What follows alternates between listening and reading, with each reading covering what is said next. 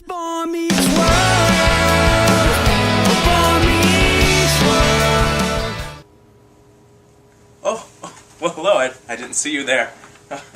My name is George Feeney, and you might remember me from a show called Boy Meets World. It was common on ABC and Disney Channel. I'm here today while I'm reading my book, II Dewey The Art of Teaching, to share with you a little anecdote about what it means for a teacher to be a servant, as is described by our authors Douglas Simpson, Michael J.B. Jackson, and Judy C. Aycock. It's become apparent to me in my many years of teaching that a teacher is much more than just someone who delivers information to the student in a banking format, or someone who is there for the student when they need them most, but is really someone who rears the student up to be more than just an intellectual in any academic subject, but rather to make the student someone who can contribute to a democratic society. So, if you'll excuse me, I'm going to get back to my reading so I can educate you all in an intelligent manner. Feeney! Feeney! I wonder what Corey wants now.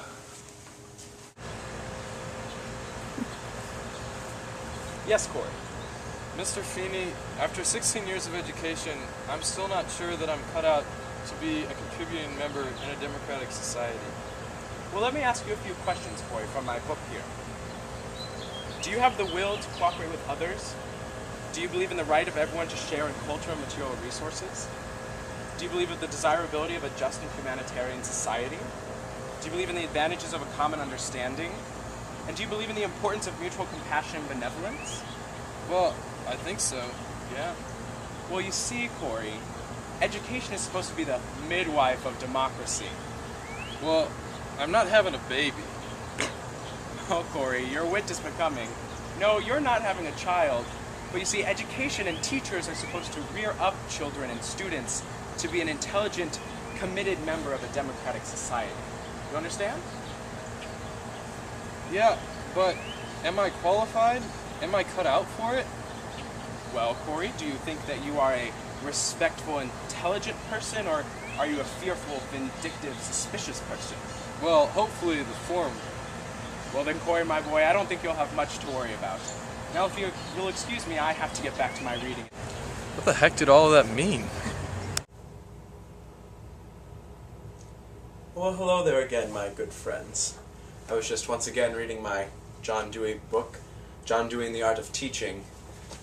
Just brushing up a little bit in my retirement, as we former teachers do.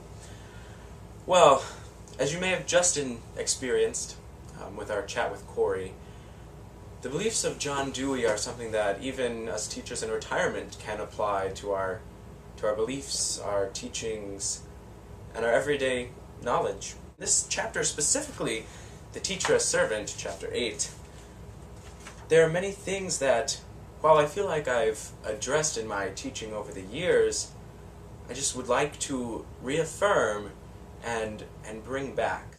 So what does II Dewey, or in this case our authors Douglas J. Simpson, Michael J.B. Jackson, and Judy C. Aycock, mean when they say teacher as a servant? One of the things they talk about is the characteristics to develop an ongoing, quote-unquote, ongoing democratic ethos. And those were posed to Corey outside when he came to me all frantic, and I'll just read them for you again. The will to cooperate with others, the right of everyone to share in cultural and material resources, the desirability of a just and humanitarian society, the advantages of a common understanding, and the importance of mutual compassion and benevolence. These are taken directly from Dewey's thoughts and Dewey's writings, and it's basically to understand that teachers have the responsibility to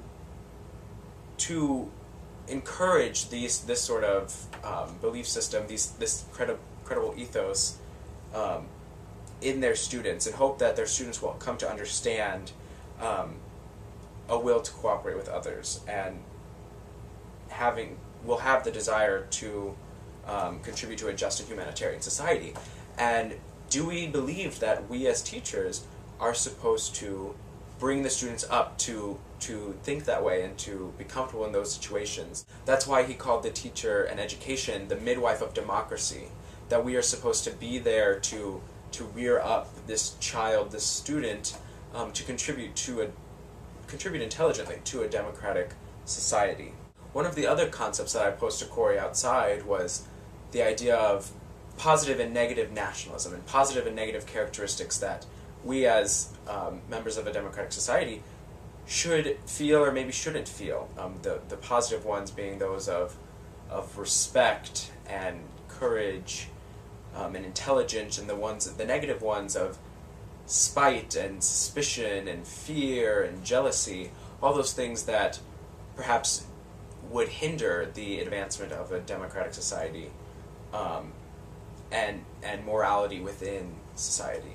So the idea with those is that, as Dewey posed, teachers have the inherent responsibility as teachers to incorporate morality into their teaching and into the classroom, whether it be deemed necessary by the school board or not. It's something that we as teachers who are with these students so much of the time have the responsibility to shoe up in them, that they are to become moralistic members of society.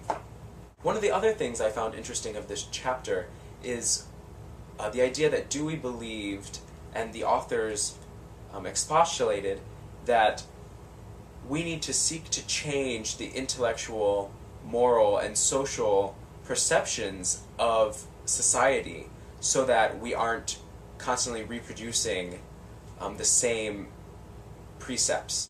I've also been reading a couple other texts lately, specifically a book by Joan Wink about critical pedagogy in the real world, and it was interesting because there was a passage in there that recalled the teachings of John Dewey, and talked about, she deemed it the democratic pedagogy, but that same idea that we are supposed to build up members in our class, students in our class, to be intelligent members of a democratic society and participate socially and actively in that. She said, it's not just about teaching, it's about living the democratic pedagogy, the democratic lifestyle that teachers have the responsibility to teach. And that's sort of the transformative process that she talks about, and that I've read about in my readings of critical pedagogy, that in order for it to be transformative, it has to change a point of view, or there has to be something learned by the student. One of the other connections I stumbled upon was the ideas of Paulo Freire, who was all about not allowing the minorities to be oppressed in whatever, specifically for him, in reading and literacy, but it can be applied to many different fields. And I think the way we can apply Dewey to Paulo Freire is in the sense that Dewey didn't want the minority voice to go unheard in education and in building up a democratic society, members for a democratic society. And what we should rather do is focus on the fact that our nationalism is based on our internationalism. That directly quoted, Dewey states, "So I appeal to teachers in the face of every hysterical wave of emotion and of every subtle appeal of sinister class interest, to remember that they above all others are the consecrated servants of democratic ideas, in which alone this country is truly a distinctive nation." Well, I think that says it all, that yes, we do have this responsibility and we need to share it with our students in whatever way we can, whatever means we find. So with that, I leave you, and of every subtle appeal of sinister class interest, to remember that they above all others are the consecrated servants of democratic ideas, in which alone this country is truly a distinctive nation.